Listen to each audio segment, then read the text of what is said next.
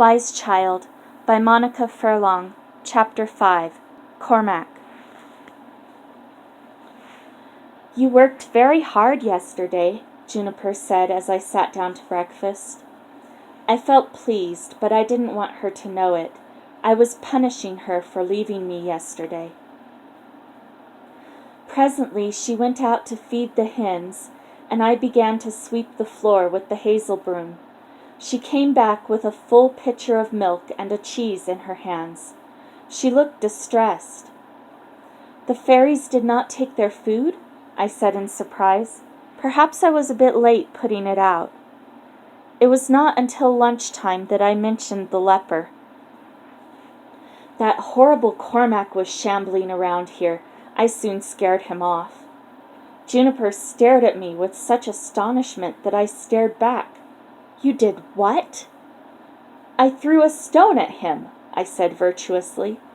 I knew you wouldn't want him stealing eggs or staring through the window.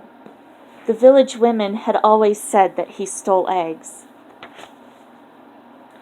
A look of pain passed across Juniper's cheerful, sunburned face. I must go and see him, she said suddenly. What? I must go and see him. I have been caring for Cormac, for his face, giving him food, for, several years. Only yesterday I brought back some herbs that I thought might help him. Whom do you think I put the food out for every night? For Cormac? Of course. But he's horrible. All the children throw stones at him. Furlong says that he did something very wicked and he's been punished by getting leprosy. Did you know he was Furlong's brother? No. Honestly? But he gives me the shivers. He's disgusting. He's sick and very lonely. Perhaps because I was so surprised at Juniper's reaction, I could feel my face setting into its most obstinate expression. Well, I don't care. I don't want him around here. That's a pity because we're going to see him. When? Now. Even as she spoke, Juniper was moving briskly around the place. She put 2 baskets on the table. Into one of them she put a big bag of oatmeal, some comfrey, and a small linen bag I had never seen before, presumably the special herb she had brought back with her. Into the other basket she put bread, cheese, oatcakes, milk, and preserves, and covered it all with a clean cloth. I'm not coming. I need you to help me carry the baskets. Tilly can carry them. Tilly is not coming. Besides, I want you to come with me. I don't want to come. Fetch the hairbrush, said Juniper inexorably, and began to brush my hair.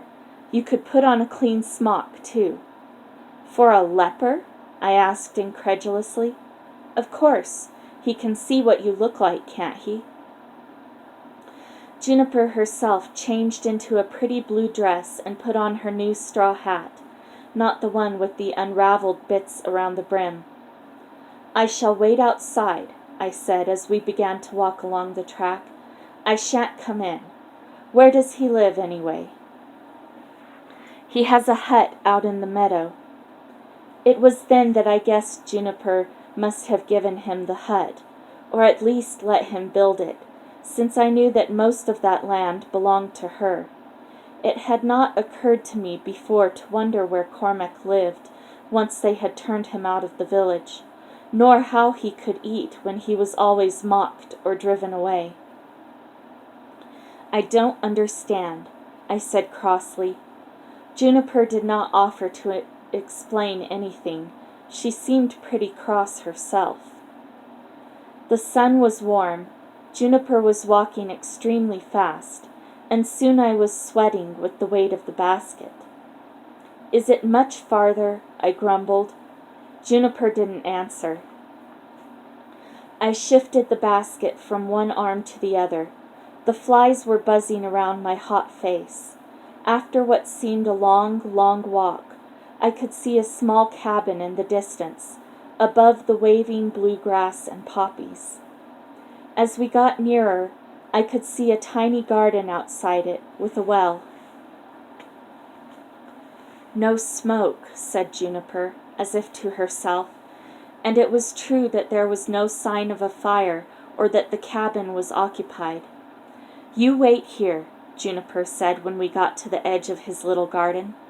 Hadn't I already told her that I had no intention of going inside a leper's house? I sat down by the well and was just going to pull up the cup and give myself a drink of water when I remembered whose lips must have drunk out of that cup, and I let the chain go with a shudder.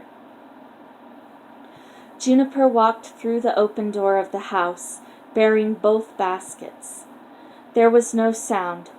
I expected to hear conversation, or that Juniper would come out and tell me that Cormac was away somewhere, but there was silence.